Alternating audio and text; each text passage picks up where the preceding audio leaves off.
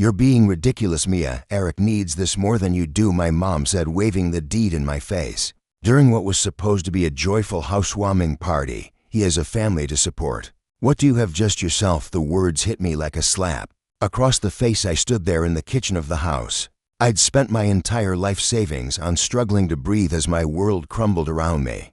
"My name is Mia Reynolds, and at 33 I never imagined I'd be betrayed by my own family like this." As a nurse at Memorial Hospital, I'd spent the last 10 years working double shifts, picking up extra hours in the ICU and saving every penny I could. When my parents faced foreclosure on their old house, I stepped in with my life savings, $175,000, to help them buy a new place. The agreement was crystal clear: the house would be in my name, since I provided the down payment.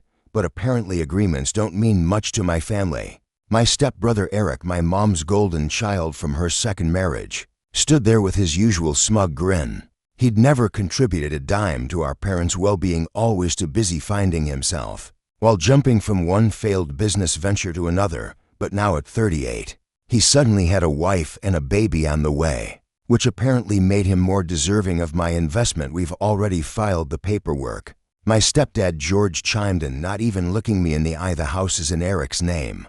Now you should be happy you're helping your brother start his family." The casual way he dismissed my sacrifice made my blood boil. The beautiful colonial-style house I'd fallen in love with, the one I'd imagined as a gathering place for family holidays and celebrations, was being handed over to someone who hadn't earned it. Looking around the room at the faces of extended family and friends who'd come to celebrate, I could see the awkward glances and whispered conversations. My Aunt Sarah, who'd always been more of a mother to me than my own mom, stood in the corner shaking her head in disbelief. My best friend Rachel, who'd watched me work myself to exhaustion to save that money, gripped her glass so tight I thought it might shatter. "This isn't right," I managed to say, my voice trembling with a mix of anger and hurt. "That money was everything I had. We had an agreement." "Oh, stop being so dramatic." My mom sighed, rolling her eyes. "You're a nurse. You'll save it up again. Eric needs a stable home for his baby. It's not like you have anyone to provide for." That's when something inside me snapped. Years of being the responsible one,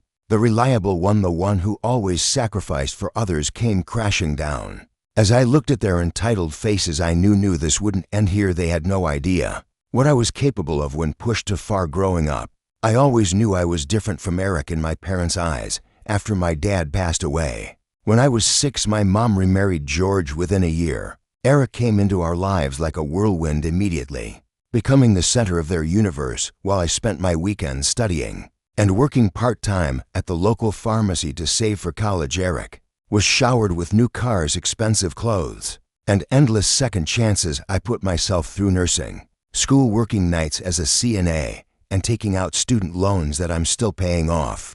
Every time Eric's business ventures failed, the car wash, the supplement company, the cryptocurrency investment opportunity, my parents would drain their savings to bail him out. I watched them refinance their house 3 times to cover his mistakes, saying nothing even as I saw their retirement slipping away. When they called me 6 months ago, desperate and in tears because they were about to lose their house, I didn't hesitate. I had been saving for my own place, dreaming of a small cottage with a garden where I could finally put down roots. Instead, I offered them my savings, thinking it would finally prove my worth to them. We spent weeks looking at houses together, and I fell in love with the Colonial on Maple Street.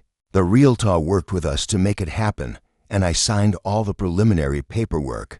As the owner, "You're such a blessing, honey," my mom had said back then, hugging me tight. "We'll make this work as a family." I believed her. I wanted so badly to believe her that I ignored the warning signs, the whispered phone calls with Eric, the meetings with their lawyer that I wasn't invited to, the way they delayed the final paperwork. Rachel had tried to warn me. "Mia, get everything in writing," she said over coffee one morning. "I don't trust them to do right by you."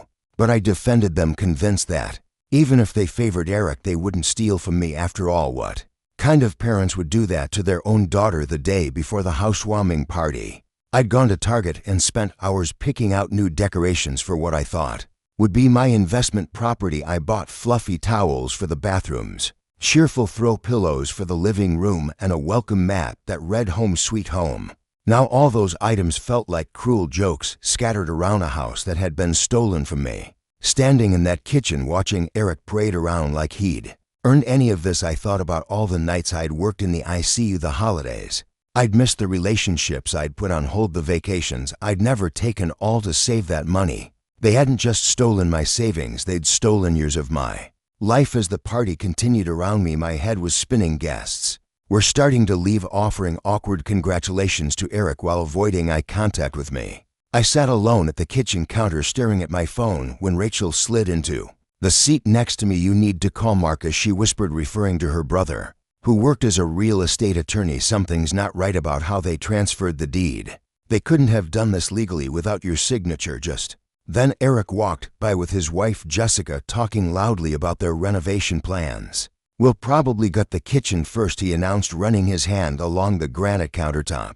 "I helped pick out, maybe knock down a wall or to really make it our own." My stomach lurched. Looking around the kitchen, I noticed the folder of paperwork my parents had shown me when we first made the agreement.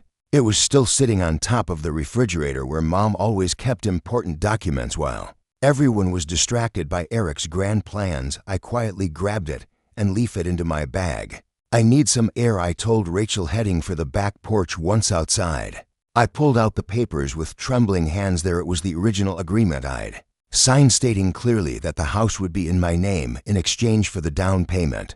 Then I found something else, a letter from their lawyer dated just 2 weeks ago, warning them that transferring the deed without my consent could be considered fraud. My phone buzzed with a text from my mom: "Stop sulking outside, come back and be happy for your brother." That was the moment I knew what I had to do. This wasn't just about the money anymore. This was about standing up for myself after years of being pushed aside. With shaking hands, I texted Marcus, "Are you free tomorrow? I need legal help." His response came quickly: "Rachel told me what happened. Come to my office at 9 a.m. Bring all the paperwork you have." Walking back inside, I found my mom and George huddled with Eric in the living room, probably making more plans for my house. They looked up as I entered, their faces a mix of annoyance and dismissal. "Finally decided to stop being dramatic?" my mom asked, raising an eyebrow. I managed a small smile, surprising them. "Actually, I want to thank you," I said calmly.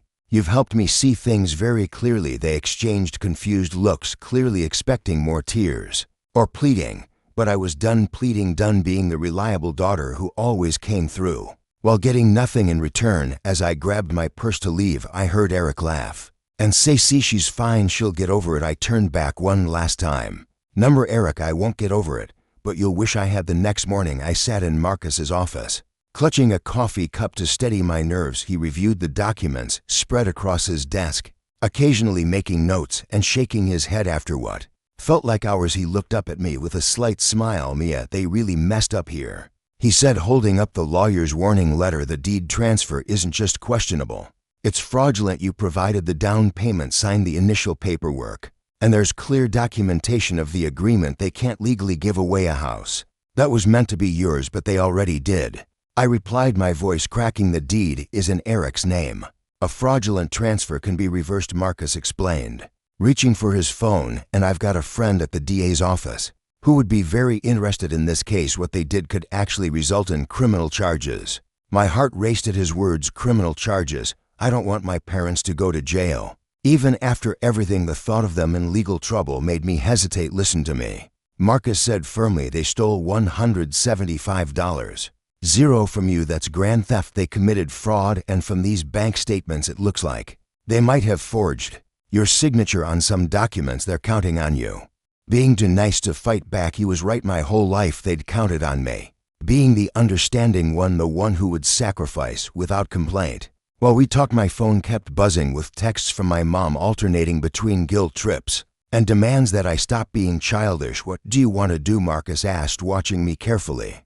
I took a deep breath. "I want my house back, and I want them to understand they can't treat me like this anymore." Marcus nodded and started typing on his computer. "I'm filing an emergency injunction to prevent them from making any changes to the property. Then we'll proceed with legal action to void the transfer. They'll be served with papers by tomorrow." As I left his office, I felt lighter somehow. For the first time since the housewarming party, I wasn't crying or shaking. Instead, I felt a strange sense of calm. I drove to work for my evening shift in the ICU. And halfway through my phone exploded with notifications. Eric had called 7 times. My mom had called 12 times. There were dozens of text messages ranging from angry to panicked. The last one from Eric made me smile. What the hell did you do? I silenced my phone and focused on my patients. Let them panic for a while. Let them feel a fraction of the anxiety they'd caused me. Tomorrow, they'd learn exactly what happens when you push the nice daughter too far. The next morning, chaos erupted. I was getting ready for my shift when Rachel called to tell me my mom and Eric were making a scene outside my apartment. Sure enough, when I looked out my window, there they were, Eric pacing back and forth while my mom banged on the building's front door. You have to stop this, my mom shouted when I finally went downstairs. This will tear our family apart. That's rich, I replied, surprisingly calm.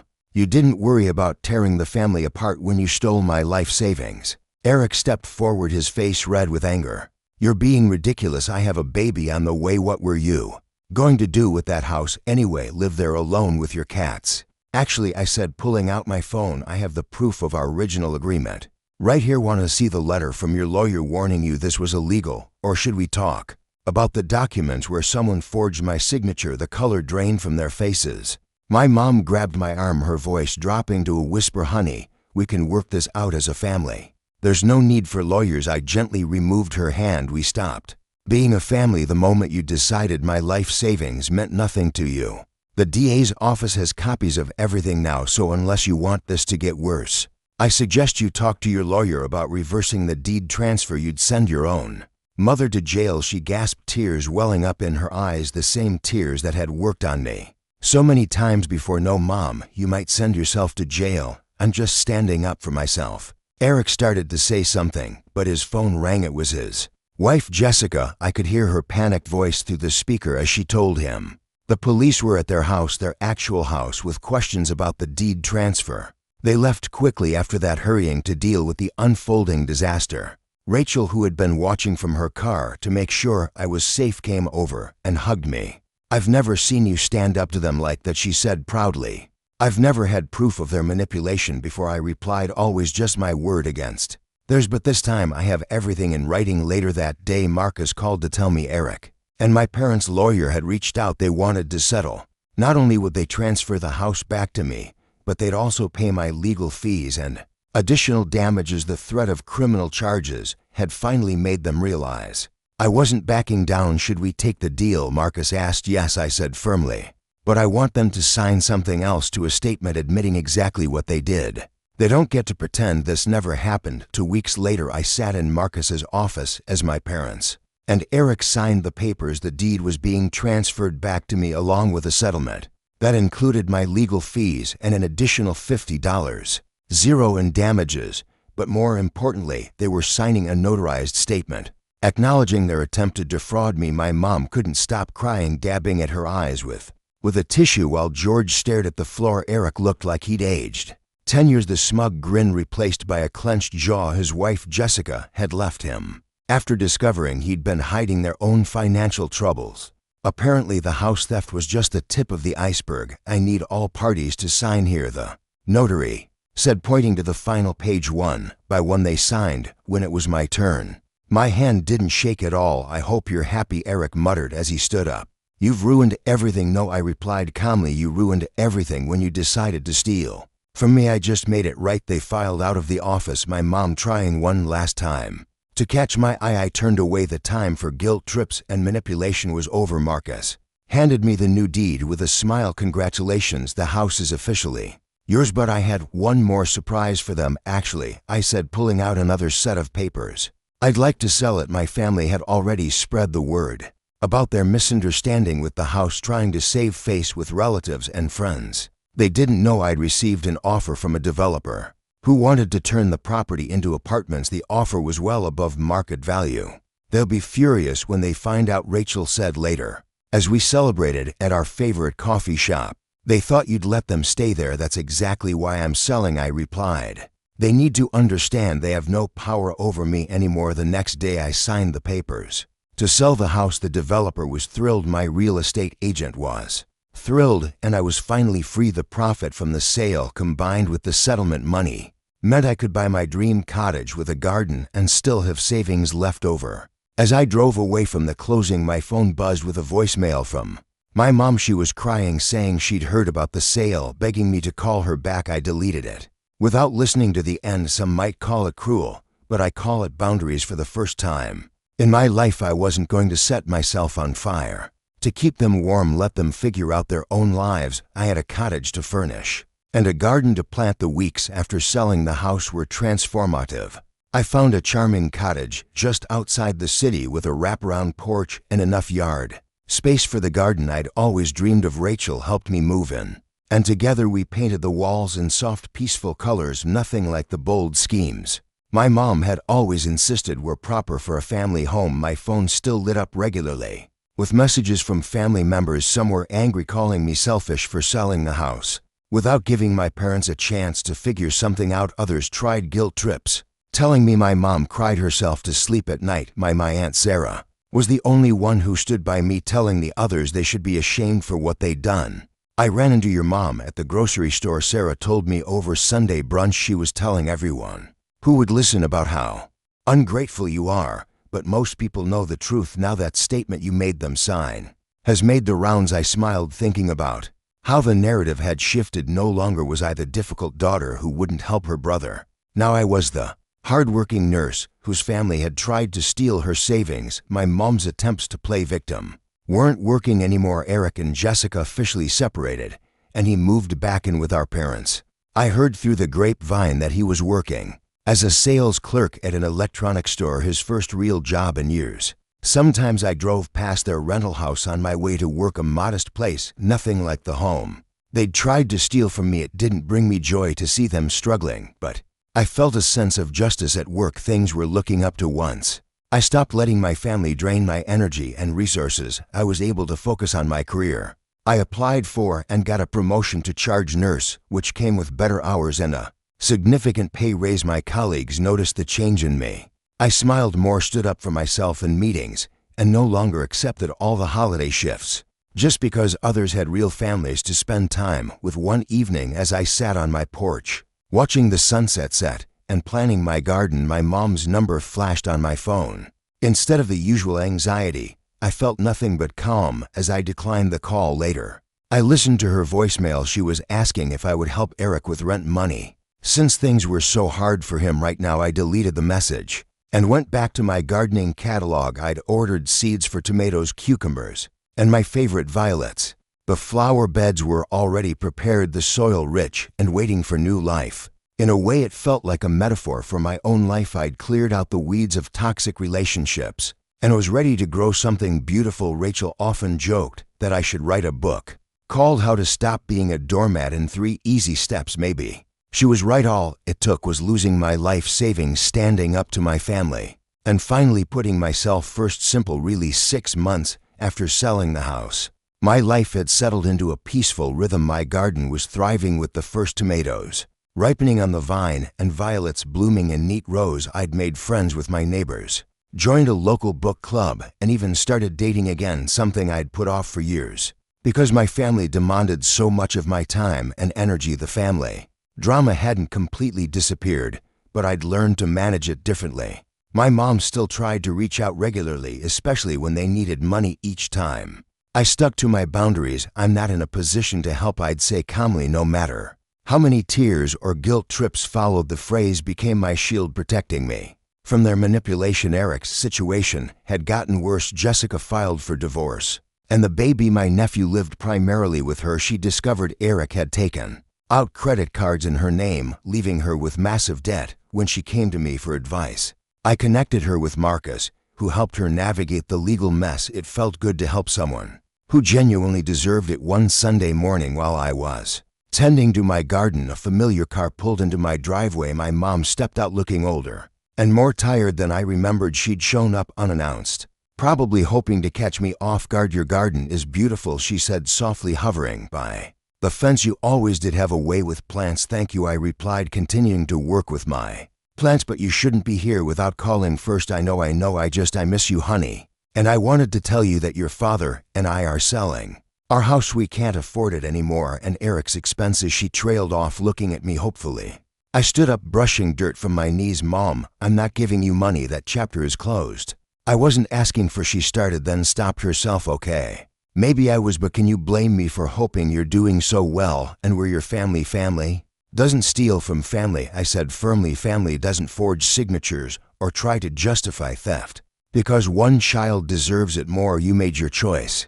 Mom, now you're living with the consequences. She left in tears, but I didn't feel guilty. Instead, I felt proud of maintaining my boundaries. Later that evening, I hosted a small dinner party for Rachel, Sarah, and some friends from work. As we sat on my porch drinking wine and watching fireflies dance in my garden, I realized something profound. This was what family really looked like. It wasn't about blood or obligation. It was about choice, respect, and genuine care for each other. To boundaries, Rachel toasted, raising her glass with a knowing smile. To growth, I added, thinking of my flourishing garden and my even more flourishing spirit. A year has passed since I stood up to my family, and the transformation in my life still amazes me. My cottage has become a sanctuary filled with peace and warmth that I never felt in my family's presence. The garden produced so many vegetables last summer that I started donating extras to the local food bank. Sometimes I think about how my mom used to mock my obsession with gardening, calling it a waste of time. Now it brings me joy and helps others too. My career has flourished without the constant drain of family emergencies. I was recently promoted to nursing supervisor, and my colleagues often comment on how much more confident I've become. I no longer apologize for taking vacation days or saying no to extra shifts when I need rest. Setting boundaries at home taught me to set them everywhere else. To Rachel jokes that I'm becoming a bit of a local legend at the hospital. New nurses seek me out for advice, not just about patient care, but about standing up for themselves in difficult situations. Last week, a young nurse thanked me for helping her find the courage to leave an abusive relationship. If you could stand up to your whole family, she said, I can stand up to one person. My parents and Eric still struggle, but that's no longer my burden to bear. They made their choices just as I made mine. Sometimes the kindest thing you can do for people and yourself is to let them face the consequences of their actions. It's not about revenge anymore. It's about growth and self-respect. The money they stole was just money, but what I gained by standing up to them was priceless. My freedom and self-worth. The other day, I found an old photo of my family at the housewarming party, taken just before everything fell apart. Looking at their smug faces, I realized I don't feel angry anymore. Instead, said I feel grateful. Their betrayal pushed me to become someone stronger, someone who values herself enough to walk away from toxic relationships, even when they're wrapped in the package of family. My garden is starting to bloom again this spring. Sarah visits often, bringing her grandchildren who love helping me plant new flowers. Rachel and I have our weekly coffee dates where we laugh about how far I've come from the person who used to answer every demanding phone call from my family. Even just Ika brings my nephew over sometimes. She says the garden has a healing effect on her. To life isn't perfect, but it's authentically mine. Now I've learned that sometimes the best revenge isn't about getting even, it's about getting better. Every flower that blooms in my garden, every peaceful evening on my porch, every boundary I maintain is a reminder that I chose myself, and I do it all again in a heartbeat.